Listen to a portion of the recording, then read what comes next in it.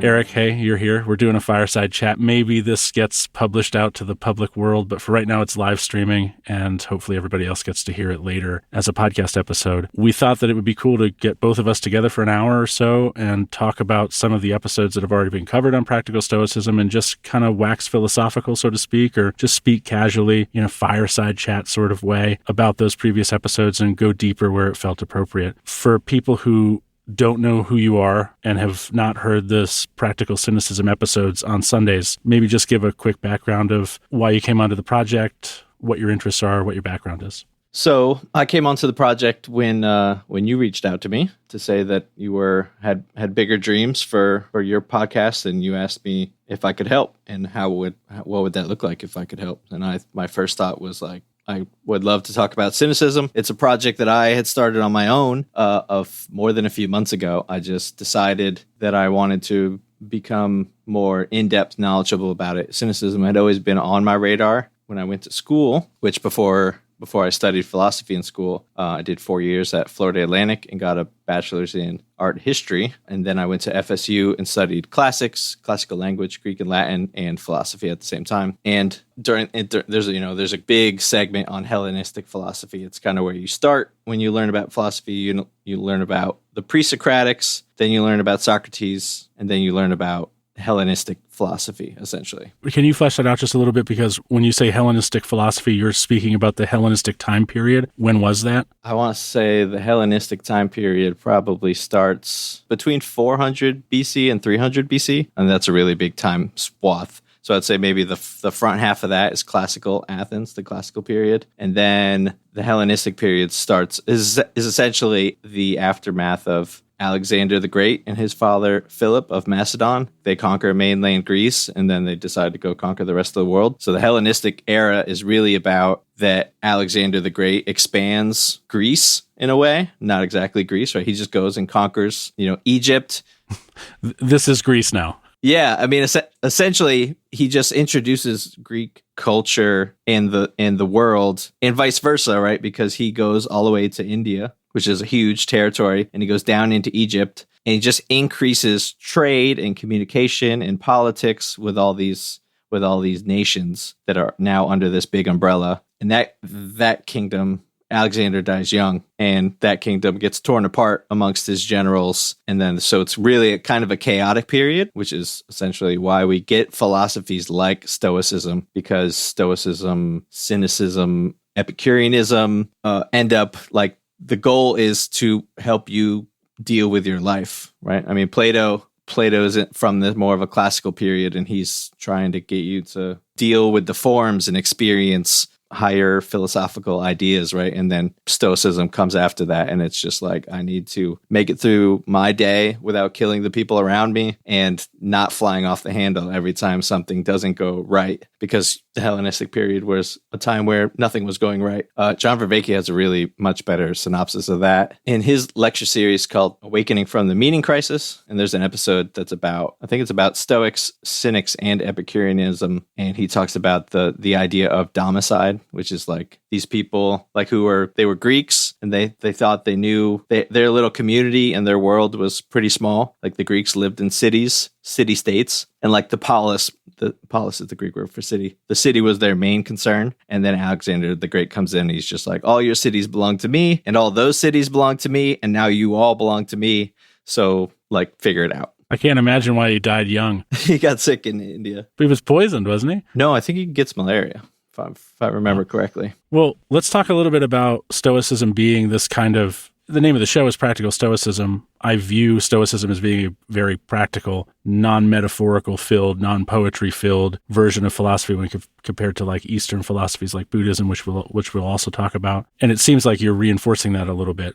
This is perhaps why Stoicism came to exist in the first place is, wow, the world is pretty difficult right now, and we need a philosophy that's going to stop telling us that numbers are angels or whatever, whatever was going on before that, and start thinking practically about how do we operate in this world. Cynicism comes before Stoicism, but cynicism seems it's less concerned with being a participatory person in the general public, right? So glad you brought that up because you posted that on post.news, and I really don't agree with that. Oh, let's dive into that. I see how you get that idea because in a certain... Well, they're very ascetic, aren't they? Yes, but they're not ascetic like they're not going to go live in the woods by themselves. We don't have any stories or literature of people deciding to become cynics and disappearing from society. Like they're very much hangers on. Like they're on the outskirts throwing trash into the city. You know what I mean? Not literally. They're the peanut gallery? Yes, but that's not how they see themselves. There's essentially like a lot of the stories that Diogenes has is him being rude to people and calling people out for their vanity and their hypocrisy. There's one great story where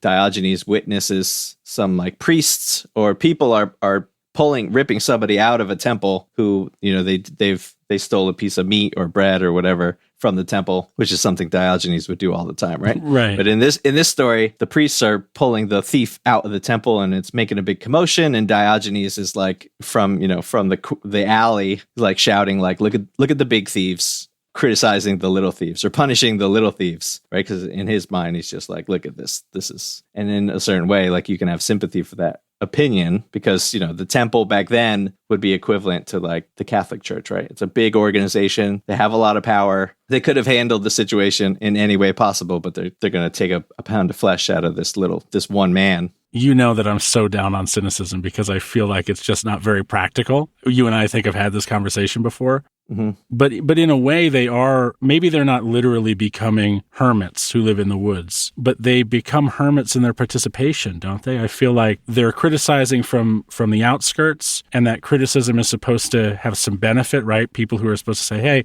yeah, Diogenes is right. That is kind of a bad thing we're doing right now. I feel kind of stupid now. And so we're learning through this very abrasive criticism thrown from the borders. Right. But they're not running for Senate. They're not participating in the politics, although I bet you're going to say, well, in a way, if they're screaming from the borders and they're influencing, then they are. So that's how they viewed themselves, right? They viewed themselves as like Diogenes would beg for food. The cynics in general would expect food from other people, not as charity, but as payment. For their great lessons. Right, because in their minds, and actually there's a great oration by the Emperor Julian, who was like a Byzantine emperor, if I'm not mistaken, because in his time, and now we're talking 300 AD or 200 AD, right? This is well after the fall of Rome kind of period, probably after Marcus, but I probably need to fact check that. But where there's like cynicism was a thing in the ancient world because it was so easy to just fall into like Zeno, who started Stoicism. He just got shipwrecked one day. And then he's just like, well, there goes my entire life. I'm just going to be a philosopher now because I don't need a boatload of goods to do that. And I don't need money, right? And Zeno is the link to cynicism because he ends up training with Crates, who was a cynic. And Crates is one of the nicer cynics. He had a wife and children. He wasn't living in a pot on the street. Yes. But the cynicism was a thing where you could absolutely be homeless and yell at people, but in a mean way that's of no value to society. And then the emperor writes this open letter to all these cynics, or they're like cynics, right? Because he's saying, you guys aren't really cynics, like you're not philosophers. You're just bums. Because if you were really cynics, you'd be helping us. You would be involved in the city. And this is the emperor, right? This is the emperor saying like, we need you to be real cynics and not be, homeless wretches who are putting on a show for no benefit. So the cynics, from the emperor's view, and he was just one man, right? I think Julian's famous for being like the last pagan emperor in a lot of ways. And he was trying to reinvigorate pagan traditions as Christianity was taking over. And he was trying to and a part of that, my understanding is that he thought like the cynics would be like the monks of philosophy. Because the cynics have given up more than anyone to pursue philosophy. But that's like the true Scotsman thing, right? They're just like a real cynic is helping people, but it's, through these aggressive means by yelling at them, by calling them names, by, slapping the cake out of their hand and being like, you're messing up. That has a really, what's his name? It has a real Serrano vibe, right? In the way that he chose to kind of respond to criticisms. He always had this very sharp wit and he wasn't very kind, but he was so smart about it that people couldn't refute him. So they're like little mini Serranos running around the city, or Serranos. I'm probably saying it wrong. Yeah, Serrano. Yeah, it's exactly like that. It's like you thought you were going to teach Diogenes a lesson. It's like, no. Like he's a wise philosopher. You're not going to outsmart him because he's just going to nail you on whatever. There's a great story where he was, begging for food, and somebody was like, if you're so smart, Diogenes, like convince me to give you some food. And he was like, well, if I had the power to convince you of anything, I'd make you kill yourself. Like, he's just like, yeah. What was the end reason for that one? Just because, he thought he was going to get one over on Diogenes and be like, if you're so smart, you can convince me to give you food. And he's just like, if I could convince you of something, it wouldn't be food. It would be that you could just go off yourself. Because it's one of those, he's just like, you thought you were going to be funny and like, put me to the test. And it's just like, here's what I think of you giving me food. It's like, now it's like, I wouldn't take food from you if I had to. So old Diogenes could really dish it out, but couldn't take it so well. Oh, no. So I think he could take it. And I think maybe one of the episodes that I haven't come out yet.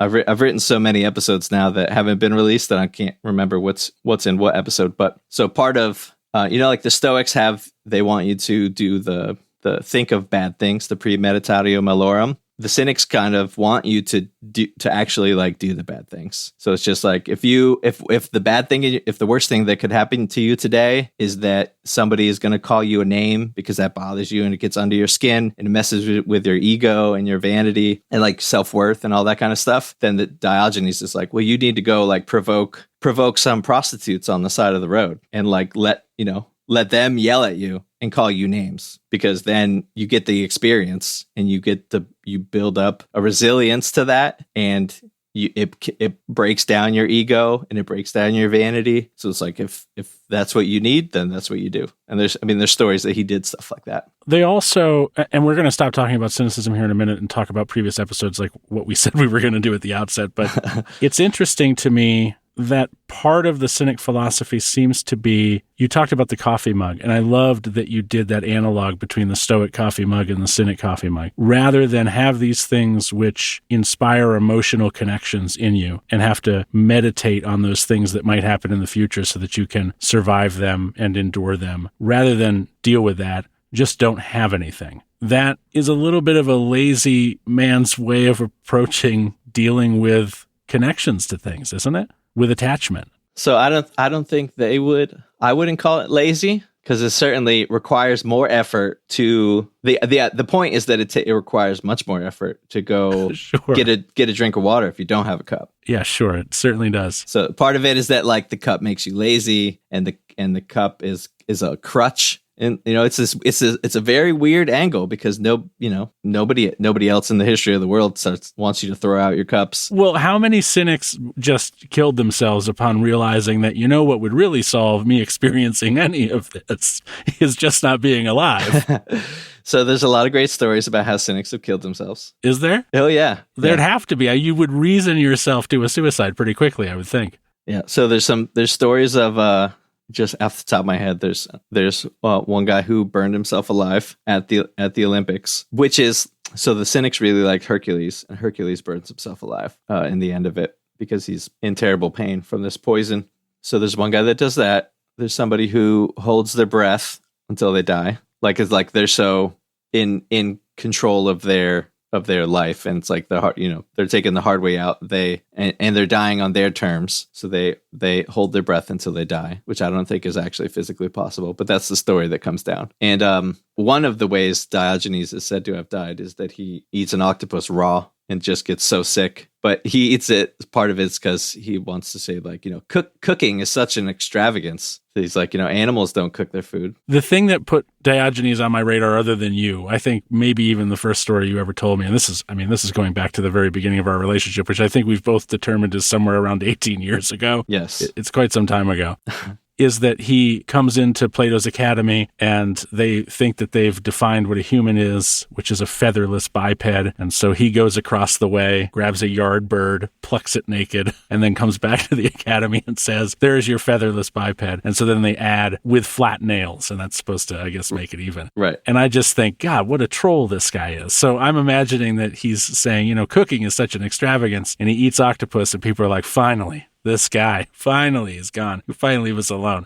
Yes. So there's that side. And, who knows? So a lot of the stories are apocryphal and who knows how valid they are, or that somebody was trying to make a joke at the cynic's expense, but it survives through history because people thought it was funny, and it's a little bit relevant because that's just how the cynics were. But earlier, I know you say you don't really want to keep talking about cynicism, but earlier you brought up that it's not really practical. And I think as part of my project in doing all this research is that because it's so easy to dismiss these stories as kind of silly and crazy, and who would want to live that way? Who wants to spend their Tuesday afternoon yelling at prostitutes? Yes. Right. It's not a great way to spend the day. Yeah, exactly. But I think the ideas that Diogenes is trying to get across, or that we should be taking from these stories, I think is more along the lines of that the goal almost, and this is going to perk your ears up, almost like Christ. And there's actually a lot of comparisons to how influential cynicism was to early Christianity, because they kind of were big at the same time. And so the idea is, not to be cynic, not to be like Christ, not to be Christ, because you can't be Christ, but you can learn from him.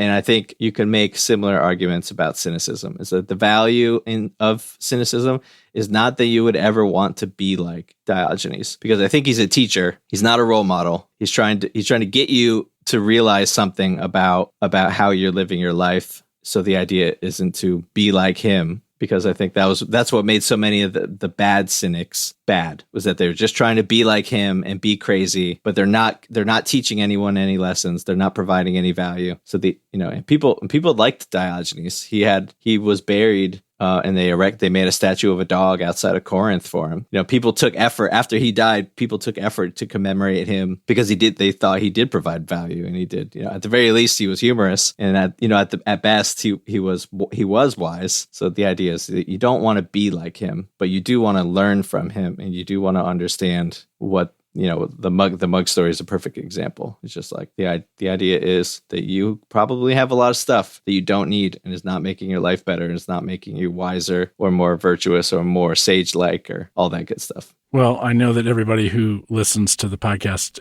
has really enjoyed your Sunday editions, and I know they're looking forward to more of them. So for anybody who's wondering if we're not going to continue to do those, we are absolutely going to continue to do those. So maybe Eric's episodes will even get longer than they already are. Although I don't want to press him. He does have a brand new baby. Yes. And he's got plenty to keep him busy. I don't know if you want me to segue into one of the episodes, but I think the joining this podcast and doing a few episodes I think made that your last episode was called, not the last one, but within the last few was called Lame Fame. And I listened to it a few times in the last 2 weeks because, I have 3 episodes, man. I'm a podcaster. I'm practically internet royalty.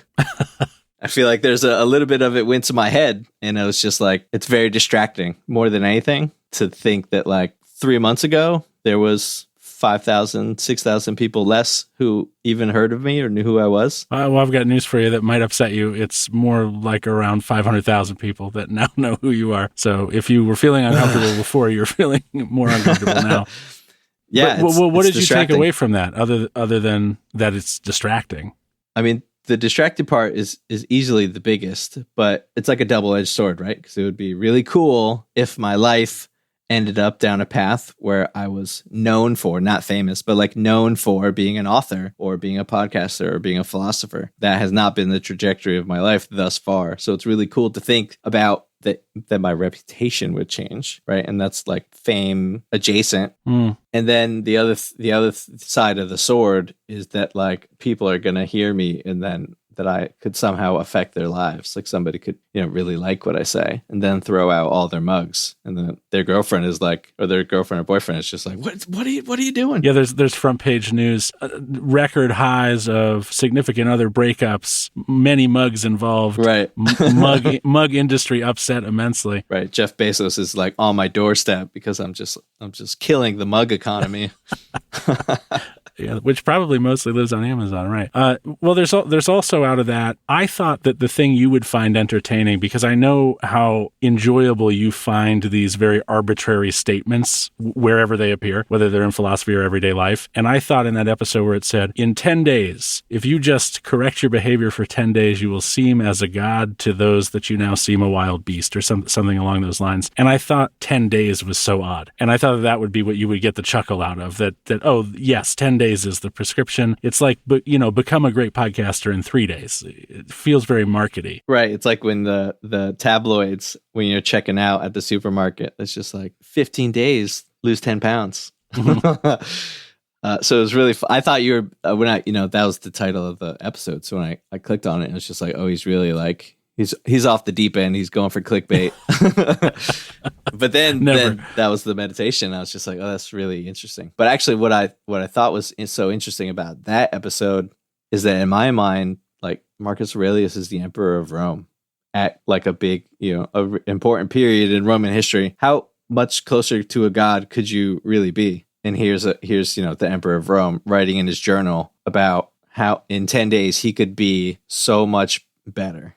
So I thought that was heavy, but it also makes me think of Well, hold on. Let's not gloss over that, because you've hinted at something that I think most people know, but in case anybody listening doesn't know, the Meditations were not written as a book which would be published and released as general advice to others. It really was these books were his personal journals. So it wasn't him speaking to others, you could become like a god to those to whom you are a wild beast now. He was talking to himself. So he saw, even in his position, even in his many years at that point of practicing this philosophy or practicing in the vein of this philosophy, because some people have even argued that Marcus Aurelius may not have formally been a Stoic because he never exactly says it. I think there's a lot of academic argument about that. Well, maybe not a lot, but I think someone's arguing about it somewhere. But I find it interesting that even this guy is saying that maybe he seems to be a wild beast to others at this stage in his development, at this age. And something that I always come back to, especially in these meditations that seem some of these meditations are very, not flowy in a poetic way, but they're more calm. And then some seem more direct and in your face. And I'm imagining Marcus Aurelius's mood as he's navigating a battlefield, because he writes the first couple of books he's fighting the Quad Eye, so he's literally engaged in warfare. And I'm wondering, well, I wonder what he did that day to say to himself that he's still a beast. And that he has the presence of mind maybe to reflect on something he's done poorly during the day and how he can still improve. I always think about that. So it is very interesting that you brought up whether or not he was a Stoic, because one of the questions I think that came up in the Discord earlier this week was something along the lines of, would a Stoic do this or would a Stoic do that? And it always brings me back to thinking of like, are you a Stoic through and through? Like, is that something? Do you take upon the mantle and then in your own mind at the very least, right? Because the opinions of others don't matter. Like, then you're a Stoic, right? And then in hindsight, you'll look back and be like, I was a Stoic between 2020 and 2025. You know what I mean? It's like, so I feel like to be a Stoic is a very transient thing, right? Because I don't know that Cicero or Seneca would have described themselves as Stoics in the way that modern people seem to want to do. Seems like they want to be a Stoic in the same way that a Christian says they're a Christian, or a Buddhist says they're a Buddhist, in that they want it to be the most valent description of them. But it's kind of like, are you a Stoic while you're asleep? In my mind, right? That's how I take it apart, to be like, are you a Stoic if you're daydreaming? Because that seems like not a very, on its face, not to be a very Stoic thing to do, unless you're doing like a meditative exercise, which is almost like daydreaming. So it's just like, oh, Stoics daydream a lot if they're good Stoics, if they're a true Stoic. So I feel like that's really risky territory. This is a little bit of a sidebar, but I remember one time you and I used to work at the same company, which I won't name, but it was a big company, and you were getting in trouble because you were late. You would show up late to your shift. And I remember you saying that the way you got out of that trouble, I'll never forget this about you. If I didn't love you before this, it made me love you all the more. You said to your hiring manager, whoever it was, you said, well, I was asleep. How can you blame me for being asleep? And you didn't get fired. It was the most amazing thing I think I've ever heard. I was very lucky in not getting fired. You're good at confusing people. I think that's a true talent of a philosopher. Well, something you say there about are you a Stoic when you're sleeping? People want this to be their label. I think people really want their label to be, hey, that person's a Stoic. They want to be referred to that way. It's something that I'm used to from the atheist community. It always tickled me that when I went onto Twitter or something, some people in their profile would say atheist, father.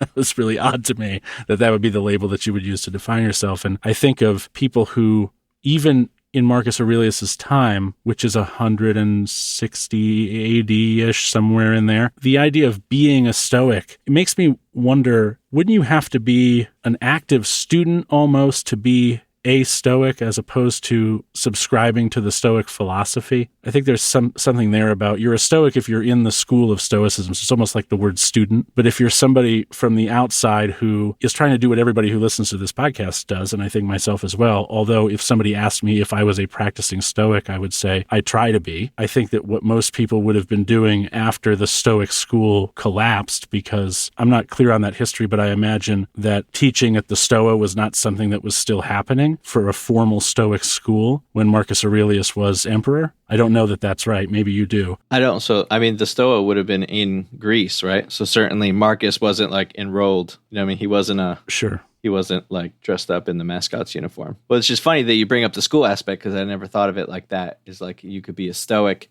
insofar as like if you go to Indiana, you're a Hoosier, right? So it's kind of...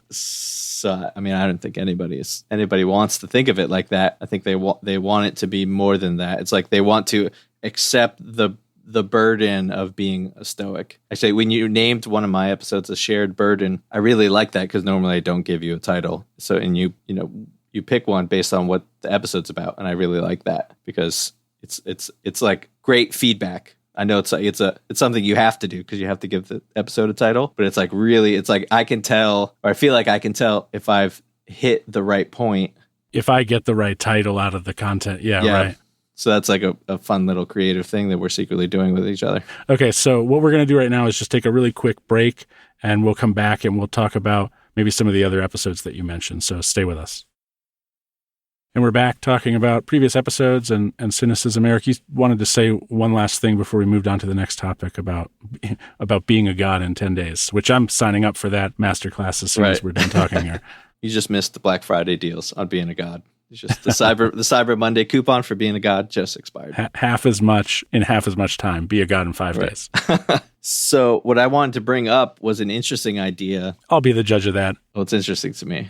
And after listening to your podcast, I'm indifferent to your opinions. Thank you. That's good. I'm doing my job. So he's like I said before, he's the emperor. He's pretty close to being God. For all intents and purposes, yeah, absolutely. But it made me think of this story from Hesiod, who was a poet around or before, I would say after the time of Homer. So we're talking like 800 BC, like really before everything. And he had stories about like the descent of man. It was like there was a golden race of men who got corrupted, and then there was the silver race, and then there was the bronze age man, and then there was like the humans that we are now. Mud people. Right. It's like a mythological descent of man. And in philosophy and, in religion, there's like this ascent where it's like you're just a person, and then you have to, keep the faith or, work towards your wisdom, and you can become a saint or a sage. Although in Stoicism, you can't be a sage. It's a more of a goal. But in the grander hierarchy, there's people, and then there's sages, and then above that is gods. And so it made me think of that, because here's Marcus. He's an emperor, and he wants to be better, and he could be godlike, or there's a progression that he can still take those steps. So I think those things are interesting. In the future, I'm going to have an episode about the cynic thoughts on that hierarchy, because a common thing that you can pull out of cynicism is that there's like the gods and the wise men, and then there's animals, and then the cynics put humans under animals, because in a lot of ways, like animals don't have vanity, and they don't have greed, and they don't have all these things that humans seem to be plagued with. So in his mind, there's a lot of the according to nature in cynicism is a lot more natural in like planet Earth, animals, weather, than according to nature in Stoicism, I think. There is something I've said on the podcast before, which is, and I say it in the book I'm working on, is that humans are part of nature, but they're also apart from nature. And in a way, I think I might even class animals as being above humans in that they are more easily able to live according to their nature, whereas humans, we have to make this very conscious effort to do so. And if we're not aware that we need to make the effort, then we never have a chance in hell of acting in alignment with nature and with our own nature. So that's interesting. I don't think I knew that about the Cynics, that they formally classed animals as being more according to nature than human beings are. But that makes sense to me. I would say that too. Yeah, so it's just an interesting take, and I like those. I mean, those progressions are so easy to understand, and they just clarify ideas. So, and I think that's, you know, in Stoicism, and I heard you talk about this on the episode. You're going to have to Emma, what's her name? Oh, Emma Varvalucas. Yes. So in her episode, you guys were talking about that progression, in that you're a person and you can be a Buddha, and then if you become a Buddha, then you're out of the world completely. Which was news to me. I didn't know in the Buddhist practice. I think we were talking about Zen Buddhism, but I think she said that this in particular applied to all sects, I guess we would say, all forms of Buddhism, that part of the reincarnation process is actually you can be a god at some point. You go from being a cockroach to a god to a human to a dog. I mean, I'm sure there's an order, but I didn't know that being a god was part of the reincarnation circle in that particular belief system. Mm-hmm. Yeah, you can come back as a god or a hungry ghost is one of them. I feel like if you're a particularly greedy or gluttonous person, then you come back as a ghost, where you can never eat and you can never obtain wealth, and you're just like haunted. You're essentially haunted by your past life, but you're the ghost and you're haunted by your past life, which is great. I've always loved that particular idea. That idea of eternal suffering, yes. Yes, that particular brand. Yeah. Of all the eternal suffering, that is my favorite. You know, I grew up in South Florida, and it's always very hot and warm. So the frozen level of hell seems quite nice. Everybody who doesn't love a winter wonderland? That's right. With little skating devils or whatever. The other idea from that episode that kind of made something click to me was that you end up talking about in Buddhism, the level of detachment is that you're supposed to be detaching sort of from reality. That the idea is that, like, you know, life is suffering, reality is suffering, and the way to end the suffering is a bit of detachment, because at the end goal is to stop being reborn. It's like to escape the universe entirely. And I remember, I think you mentioned that in a different episode, that for Stoicism, the detachment is more like there's the events of your life, and you can detach your relationship to the events. The strictly real things that are happening to you, you can step back. There's a detachment there where you can take a second. And on the recent episode with Kai and is it Chris from Stoicism on Fire? Chris Fisher, yes. Yes. So they were talking about that there's like the proto feelings, and you can take, like, when you feel those coming on you, that's your cue to detach a little bit and process and then have wise actions, virtuous actions based on what's happening. And I think it made me think in Cynicism, the detachment is from culture a little bit, from your upbringing. It's like it's similar to Stoicism in that you're going to have feelings. Detachment from social conditioning, right? Yes, it's like part of the detachment is you're going to step back from whatever's happening and be like, oh, this is just some weird thing that I've somehow been cultured to feel. Like, that's why he does things like yell at people and defecate in the streets, right? It's just like, oh, it's like that he knows that is going to shock people, because that is a thing that doesn't happen, despite that it happens. If Diogenes existed today, he would definitely own some sort of pornographic taboo site. That would be what he'd be doing. It'd be a strip club, but it would be called like wisdom. Yeah. Yeah.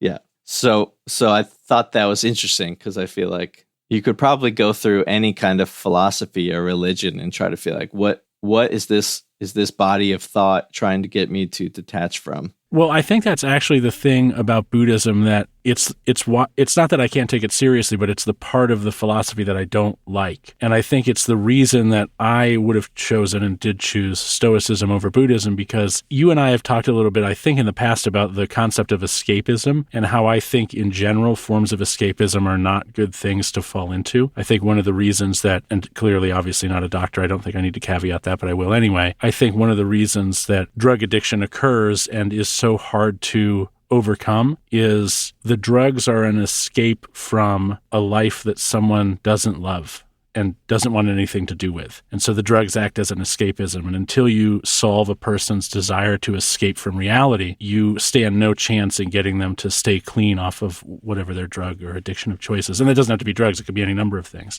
It could be behaviors or consumption of certain media. I don't think I need to say anything more than that. And I think I don't like the idea that the goal in Buddhism is to escape reality, whereas the goal in Stoicism, aside from gaining virtue, is to be virtuous in reality, to find a way to endure what is real until your timely or untimely death, and you will have lived a good life, and you're not escaping anywhere. You're being recycled back into the ingredient list of the universe, and that's it. That just seems so much less like trying to make something of life than is actually there, that I think that's what pulled me to the West as opposed to the East. And my conversation with Sharon LaBelle, I think Sharon maybe perhaps felt the same way. She didn't say that exactly, but I got some context clues there that maybe she did feel that way. It's definitely, it's a spectrum, right? And I feel like you could say similar things about Christianity, because if your only goal is to make it to heaven, you're not as invested in this world. Maybe you say that about any Abrahamic religion, right? If your only goal is something extra curricular, I don't know, extra, supra. Yeah, right. Super existence, sure. Yeah, then you're not invested to, work with your fellow man nearly as much. But I think, some of the Christianities might give you a little bit more responsibility for helping your brother and your sister on this planet make it. It's like you're part of what gets you into heaven is that you've helped out other people. The thing that I think is most interesting about what you just said, and I don't know that I've ever said this out loud, I might upset some people, hopefully not, is usually when the topic of social justice comes up, there's definitely a contingent of people who are going to be like, oh my God, we're talking about this. It's almost it has a negative connotation for some reason. When all it really is a desire to do well, help your fellow man, like what you were just saying. And I wonder sometimes, I have wondered this in the past, whether or not the whole reason we went from this sort of philosophy of in the moment, living with reality, you're not going to escape from it. You just have to be good and be decent while I'm muddling this a little bit, but I hope my point is taken, is, well, people aren't willing to do that as easily as they are made to do it if there's an eternal punishment attached to not doing it. Do you understand what I'm saying? Am I making sense? That perhaps the reason we have these less Abrahamic philosophies that have kind of been left behind. Somebody says they're a Stoic. I mean, far fewer people would say they're a Stoic than would say they were a Christian or they were Jewish or they were even a Buddhist or, any other, not that Buddhism is part of the Abrahamic tradition, but any of the other Abrahamic traditions. There's a punishment that comes along with not behaving. Mm-hmm. And I wonder if that became necessary because for whatever reason, simply being a virtuous person stopped appealing to people. There's this really interesting thing that happens towards the fall of the Roman Empire, maybe even before that, where I can't remember if it was Caesar, somebody outlawed philosophers. Yeah, Domitian. Yeah, I think it was. And that is, if I'm not mistaken, if that is the emperor after Aurelius, is that right? I don't have the timeline in my head well enough to know that. But we also see a vanishing of Stoicism pretty much as soon as Marcus Aurelius dies. We don't really see anything else of it until the modern age when people start trying to revisit it. Sure, modern starting in the Renaissance. Sure, yeah. Which is really interesting how the Neo-Stoics, as they were called, right, wanted to try to they found value in Stoicism, but I think they probably dealt with the issue of like I'm a Christian, can I be a Christian and can I be a Stoic? It's sort of like we were discussing at the beginning of what we're doing now, right? It's just like, what does it mean to be a Stoic? Do I have to give up being a Christian to be a Stoic? And they were trying to just take ideas from Stoicism and pull it into Christian theology, mm-hmm. and they butted into things because the Stoics had that God was in the universe, which is not a Christian idea, right? Right. It's more of a pagan idea. Yes. Of a lot of different kinds of pagans had that idea. I know at one point you wanted to talk about memes on an episode like this, and I know we've killed too much time to bring that up, but there was a funny meme that I saw. There was somebody dressed in old-timey religious clothing, and he was like talking to Native Americans, and he was saying, like, before we got here, you guys used to worship the sun. And the Indians are like, well, the sun is real. This is a little funny atheist meme there. Although you brought up the atheism thing. Is that a label you still put on yourself? I'll admit that I'm struggling with it more and more, because I think that, like most people who call themselves atheists, I think most commonly, that is a statement about their views in relationship to Abrahamic religions. I think when people call themselves atheists, it's either because they've never gotten into religion or they've been in religion, usually one of the big three. And there's unfortunately, there can be a lot of trauma that comes from people who are, let's say, practicing that religion very poorly. We have examples of priests that do things that they shouldn't be doing, and then the church moves them around. So there's that kind of trauma that's involved in, let's say, Christianity or Catholicism. And so I think when people say, I'm an atheist, I think it's a statement about their relationship to those religions in particular. Yes. And I don't think that atheists really have in the front of their mind, I'll at least say this for myself because I still consider myself to be an atheist. I am not using that label to make a statement about whether or not I believe in any of the long since dead pagan religions, right? I'm not making a statement about how I feel about the little people who live under the earth in Ireland, right? Like that's not, that label has nothing to do with that. And so what I'm beginning to struggle with is, well, does being a Stoic necessitate that you're not an atheist? And I can't answer that question as clearly as I used to be able to, because the Stoic concept of God seems to be a statement about energy. I can't believe that's the word I'm saying, but that's the word that's coming to mind, is that the universe has a set amount of energy in it. It can't be created. It can't be destroyed. It can change forms. The same applies for the conservation of matter, the law of the conservation of matter. So it's almost like we're all made of the same stuff. We're all part of nature. We're all in this fishbowl of energy and matter that can only, be shape-shifty, and it doesn't actually go anywhere. And we're all connected to the fabric. We're all an ingredient, a collection of ingredients. And that idea of God does not ruffle my feathers like the idea of God from, let's say, Christianity, when taken not metaphorically, but literally. There is a man in the sky. Yeah. I think I went through a similar phase that as you have and a lot of other people. There was, especially I want to say at a certain point in my life, there was they called them the four horsemen of atheism or something like that. Oh yeah, sure. Hitchens, Dennett. Yeah, Dawkins and Harris. And I was a young man, and they were very intellectually interesting, especially Hitchens, right?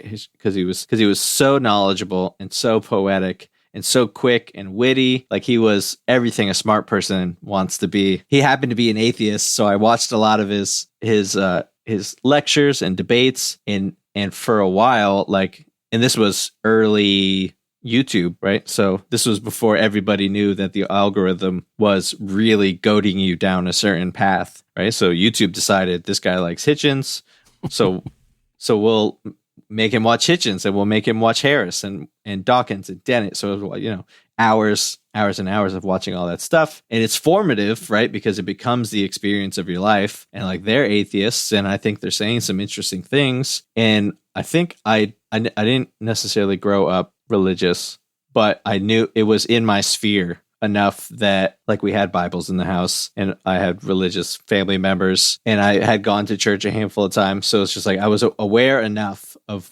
what was being rejected. I didn't know that I was rejecting it because I was just watching YouTube videos, and I was a punk kid, right? Trying to think things that were way bigger than me. And but I think as I got older, I got really bored with that community. I don't want to offend anybody in who thinks they're in that community, because I was bored with the conversation around it, because I feel like it became, like you said, that it becomes I'm going to call myself an atheist, and that's me putting a flag in the ground that says I'm not it is about what you're not, right? You're not a theist, but it becomes this defining thing that's not about something that's not impacting your life. And I thought it became very hollow, at least in my experience, because I wanted to take it one more level and be like, I'm a atheist. Like I'm not an atheist, but not in that I'm religious at all. Right.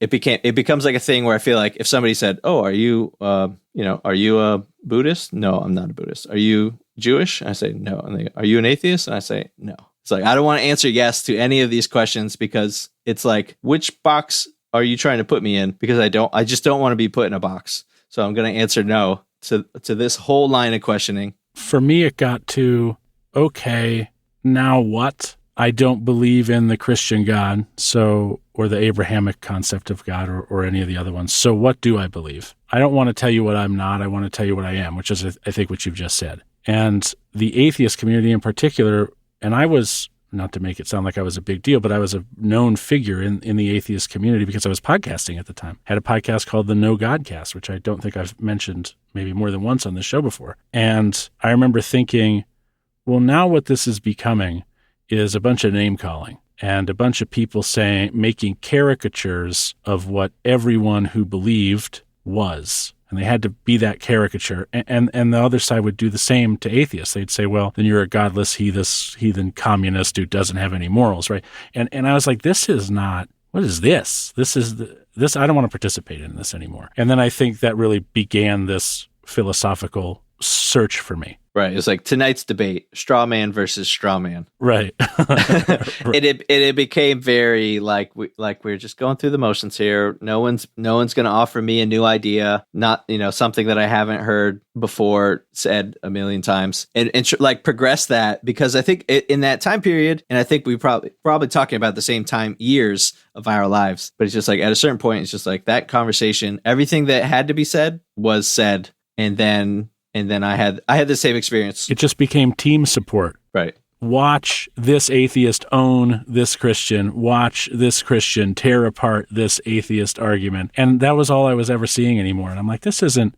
what's next? And I think that ultimately that's what pushed me to chase philosophy more seriously, because philosophy for many atheists it did seem, at least in my experience, that it was very pick and choosy from philosophies of I should say, I'm already saying they, so you can tell I'm on the decline of atheism, I guess. But any philosophy requires that you adhere entirely to its tenets, its ethics. If it has physics or cosmology attached to it, you can't just pick and choose from it and say that you're a practitioner of that philosophy. And I think that's one of the things that I'm trying to really push through on this podcast, is to get people to realize that Stoicism, capital S, is a certain thing. And there's nothing wrong with borrowing from Stoicism to practice memento mori or premeditatio malorum or any of the other things. That's all great, and it's probably super beneficial for your life, and no one should judge you for that. If that's how you want to use Stoicism, you want to be stoically inspired, I don't want anybody to feel like that's bad. Because I remember the Christian communities and the atheist communities and how they would say, well, you got to be this or you got to be that, or you can't be part of our community. And I don't want people to feel that way. But I also do want to make sure that people understand that Stoicism is a practice that has some things you need to adhere to necessarily if you want to call yourself a Stoic. I do think one of the nicer things about philosophy is that it has there's no church, there's no rules. It's really like, do you have a brain between your ears, and do you have 20 minutes to sit quietly and try to think through something and attach it to other ideas and sort of synthesize something that would make you be wiser. So it's like everybody could do that. And if you have 20 minutes, do you have 10 days to become a god?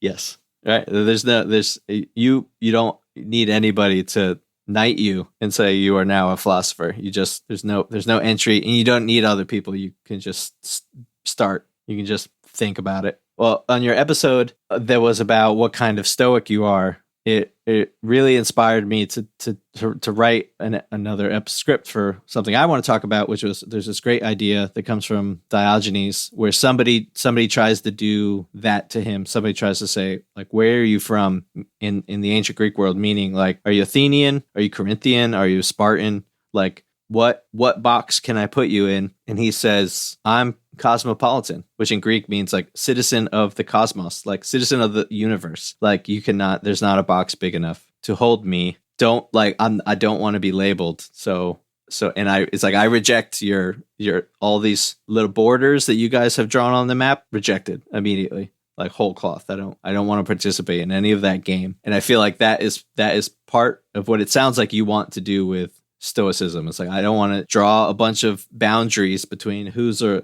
traditional Stoic and who's a modern Stoic and who's just here because Stoicism is interesting. Like, there's no need for us to separate into teams, because at the end of the day, like, it's interesting and everybody's going to take away from the episode something that their brain was able to pick up on that day. And if they listen to it in 2 weeks, they're going to get something else out of it, because there's a lot of frilly willy, stuff that happens between our brains and just between words, and what makes sense today doesn't make sense tomorrow. So there's so much, I don't want to call it fluff, but there's so much dynamic processing and understanding that's happening for any of these ideas. These ideas are so big themselves, right? Plus, we're big, complicated things like humans. So every big, complicated human listens to a big, complicated idea and they hear something different. And it's really difficult and perhaps counterproductive to try to box any of that in. I know after I was done with the atheism, there was some time period where like that is pretty discouraging, because there's nothing to do with that information. If you watch, 100 hours of Christopher Hitchens telling you why religion is bad, and then you go, okay, like, what's next? Like, what do I do now with my day with that information? It's just like, that is like a factoid maybe, and then it doesn't lead into anything. And I want to say only recently, within the last few years, have I been able to remember. I mean, like I said before, I've been to church a few times. I've read parts of the Bible, and so like I recently got to a point now where I'm very interested to like read it with this new frame of mind, where I know that I don't have to be on a team to read the Bible or read the Torah or listen to, Muslims have conversations about their ideas, or listen to Stoics, right? I don't need to be any one of those things. I often get a little bit worried. This goes back to the fame and the reputation and people are listening to me, that, my concern is that I don't want anybody to get the impression that I'm a cynic. Like, I'm not trying to change my whole life to be like, I'm not going to get rid of all my clothes and live in the streets. That is not my goal. That's not my project. But in the material, in the philosophy, there's just so many different people having different ideas, and the cynics have a lot of different writing styles compared to some other philosophies like diatribes and stuff like that. So that's really interesting to me. And if I can pull one nugget of wisdom or an idea that makes sense to me and fits with my life, and like my brain latches onto something that's worth thinking about, then that's worth it for me. And I don't particularly care anymore where that idea comes from. Yeah. It's almost like at some point you've got to commit to a framework of some kind and get on with your life, no matter what that is. And I feel like atheism can very too easily lead to nihilism. And I think that's where it's falling apart for me. It's not the claim about God's existing or not existing. It's the fact that it drops everyone off at this precipice of, all right, well, good luck now that you know that. Right. And I feel like philosophy is what has the opportunity to catch people, but can then sometimes be difficult to adhere to, because, as is the case with Stoicism, if you're really going to hard line it, well, now you've got to struggle with the fact that you've just spent the last 12 years of your life listening to Christopher Hitchens, whom I loved and still enjoy the writing of because he's such a sharp wit, especially on international politics and affairs. It's almost like you're making it harder on yourself, but you don't know it while you're doing it. And I've found that to be a very interesting experience. But we've gone on for well over an hour at this point, and I think we need to wrap up this fireside chat. I'll turn down the fire, and I will just thank you for spending an hour with me in the middle of your week with your brand new baby, who didn't cry a single time, and my dogs barked a bunch. This was very enjoyable, and I hope that I know you'll cut this all down to a quick 15. And but no, this was good, and I hope we can do this again. Yeah, me too, man. There's going to be a survey in the description of this episode. Let us know what you felt about this episode. Do you want to hear more of things like this? Do you just want to hear Eric and I kind of BS, for lack of a better term, about philosophy in general, Stoicism, Cynicism, Buddhism, whatever isms. And it's waxing philosophical, but Eric and I enjoy it, so I imagine that one day a week some people out there might enjoy it as well. So check the description for a link. And until next time, take care.